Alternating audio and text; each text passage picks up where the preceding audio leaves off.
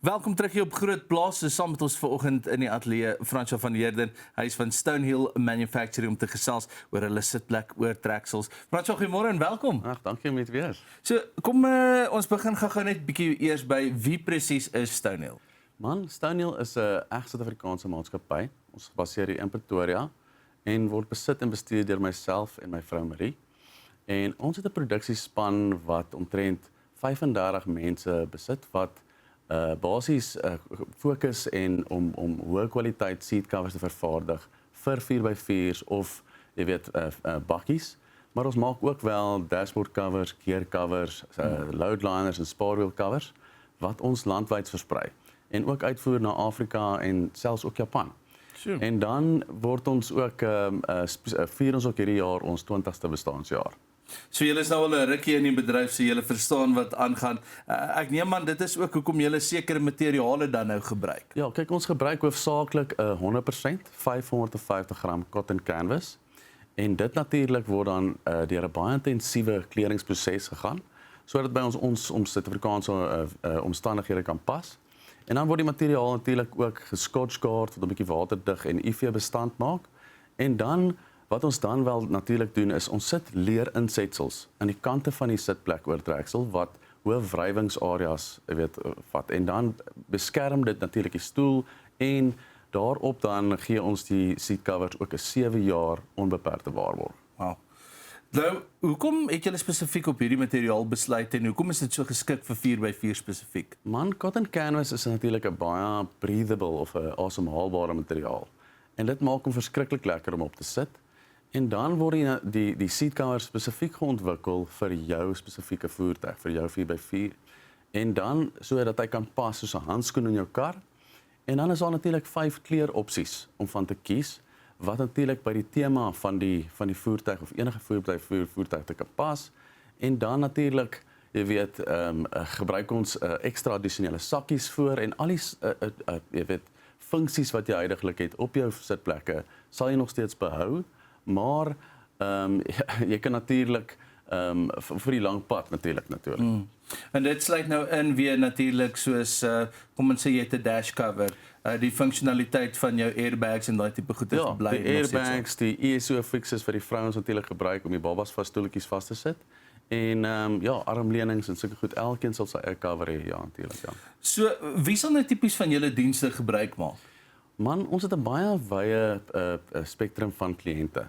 Maar ons fokus natuurlik op die boere, mynbedrywighede, of enige iemand wat basies die behoefte het om sy seat covers of sy sitplekke te beskerm of sy interieur van sy voertuig te beskerm teen die elemente. So die groot vraag natuurlik is, kan julle sitplek oortreksels vir enige voertuig en enige model maak? Man, kyk, die ontwikkelingsproses van seat covers is nogal 'n langdurige en duursame proses. So ons fokus eintlik net op voertuie wat regtig populêr is vir seat covers. En dan so dit moet regtig moeite werd wees om ons met die patroon herhaaldelik oorgebruik om die ontwikkelingsproses die moeite werd te maak. So dit is nie daar's nie 'n kans dat jy dalk vir iemand se Uno 'n paar nice seat covers gaan hê nie. Man, as die Uno as hy sê hy het so 15 Uno's, sal ek dit dalk vir hom doen. Hoorie, so ek weet julle webtuiste is baie gebruikersvriendelik en julle het ook al die modelle wat julle tans sitplek oortreksels voor het. As mense meer wil weet van julle, hoe kom hulle in kontak? Natuurlik is daar 'n webtuiste van www.stone.koppelteken.ah.co.za en dan is daar ook telefoonnummers, my telefoonnommer en my salespan se telefoonnommers is ook beskikbaar, so julle is welkom enigtyd ons te gesels. Fantasties. So Fransjo, as iemand daar by julle wil uitkom, Stonehill Manufacturing, soos wat hy gesê het, dis stone-h.co.za, dan kan julle met hulle in kontak kom. As jy vir jou 'n stel ordentlike sitplek oortreksels nodig het vir die plaas of die myn of waar ook al jy jouself bevind, gaan gerus daartoe. Ons is nou weer terug op Groot Plaas, nou is tyd vir die Groot Plaas kalender.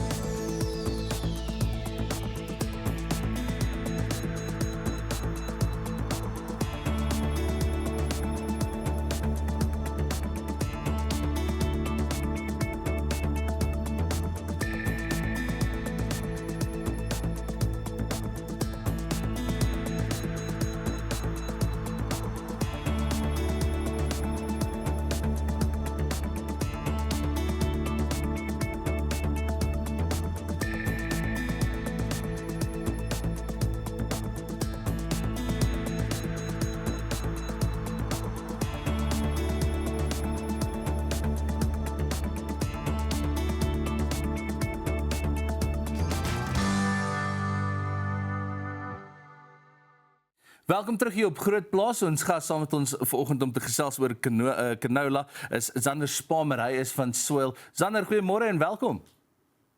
Goeiemôre Dopie, welkom. So daar word verwys na die vordering wat canola gemaak het. Wat is die belangrikste faktore wat bydra tot beter canola opbrengste op die oomblik in Suid-Afrika? Man, dit het eintlik maar begin met beter cultivars. Ons het seker so 4-5 jaar terug regtig baie beter cultivars begin kry, wat vir ons beter opbrengste begin gee het. Dis maar 'n kombinasie van 'n paar goedjies, dan beter praktyke ook. Ons is al ver in die pad af om vog te bestuur, beter toediening van sekere chemie, minder oesverliese, beter platsny. En dan ook nog ons 'n redelike fokus op canola ontstaan. Dit was nie altyd so gewees nie. Canola was baie keer hanteer. Ek onthou toe ek nog by die maatskappy begin het, so half afskeep gewas. Maar ek dink in die laaste 4-5 jaar toe het hy nou regtig kontant gewas geraak en die ouens het goeie fokus op dit begin sit en toe die goeie opbrengste tot gevolg gekom. En die laaste ding is seker maar dis 'n lekker samewerkende industrie. As ek moet sê, ons tesame met die opbergers, met die canola werksgroep waar produsente is saam met Graan SA en die PNS. Ek moet sê ons werk nogals verskriklik lekker saam. As daar 'n paar klein klippies in die skoene is om sommer dit op te los. So dit help sommer goed. So dit is maar ek wil net sê daai 4 goed, beter cultivars, beter praktyke, fokus op canola, lekker samewerkende industrie. Dit was maar dit. So Zander, jy het nou genoem dit was so 'n bietjie van 'n afskeepgewas gewees vir 'n geruime tydjie. Is dit iets wat die boere nou baie meer oor dink wanneer dit kom by aanplantings op hulle plase? Ja man, yes, ek moet sê canola het gegaan van 2019 na so, dit was so 70,000 hektar industrie gemiddeld. Hierdie jaar skat ek sal so 180 sien. So meer as verdubbel in die laaste 6 jaar. So canola word dikwels as deel van 'n wisselboustelsel gebruik. Waarom is dit so 'n waardevolle gewas in wisselbou met ander gewasse soos byvoorbeeld koring? Man, so canola is mos nou 'n breëblaar gewas en koring is nou 'n grasgewas. Ek neem aan jou kykers is redelik boere, so ek hoef nou nie al die detail vir hulle te verduidelik. Hulle weet goed.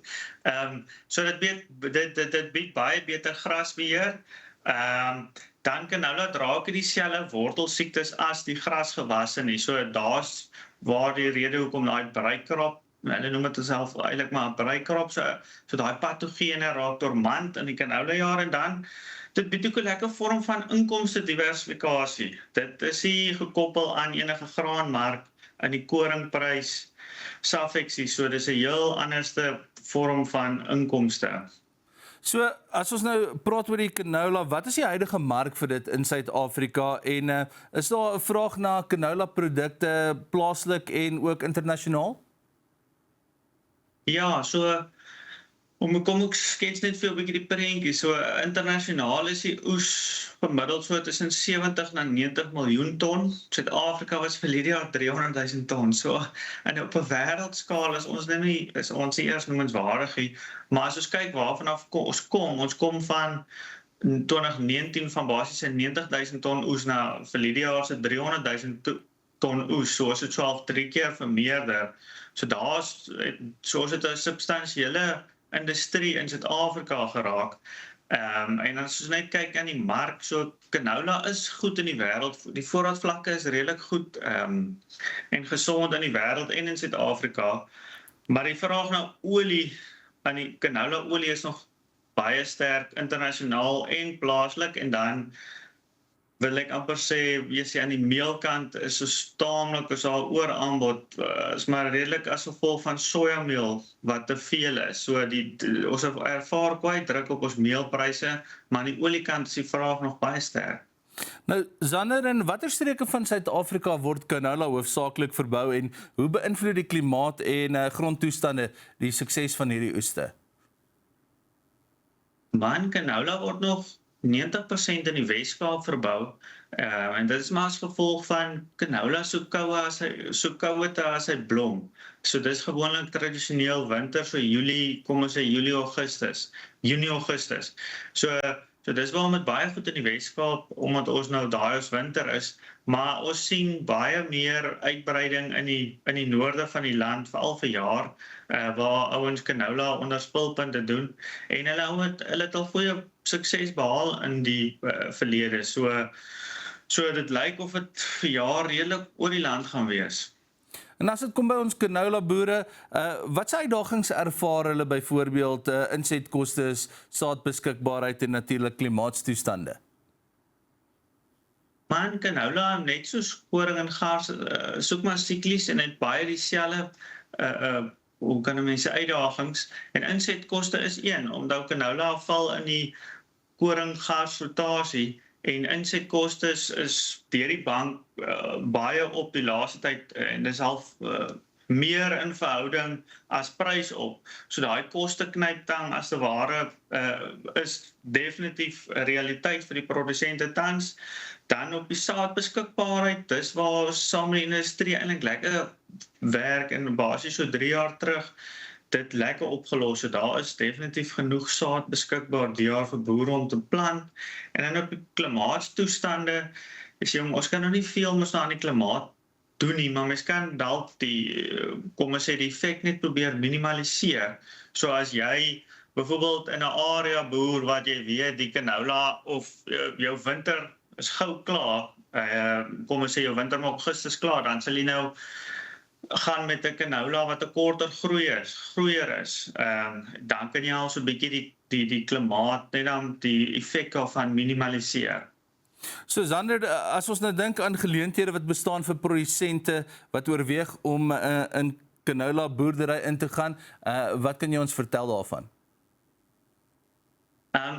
Die geleenthede daarso is maar, man, jy kan jou toerusting beter aanwend, want dis dieselfde toerusting wat jy vir koring en gars gebruik, haver kan jy ook vir canola gebruik, die wisselbouvoordele soos ek net genoem het, en dan ook, dis weer soos ek net as 'n ander inkomstestroom, jy is heeltemal los van die graanmark, so jy het al 'n bietjie verskans jou risiko maar eintlik so.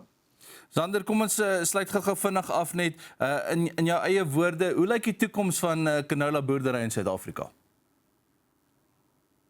Man, ek dink dit lyk nog eintlik baie goed. Daar's redelik genoeg afset nog vir canola. En as net kyk hoe die tegnologie en navorsing die laaste tyd, die tempo van verbetering op dit is baie goed. So dit wys net vir, jy het vroeër gevra oor die cultivars, ons kan nou al met gemaklikheid sê dat met minder reën kan ons nog steeds goeie oeste behaal. Verlede jaar het ons in baie areas hier rekord droogtes gehad en ons het nog steeds baie goeie canola opbrengste gehad. So dit wys vir jou, ons is besig met die regte goed.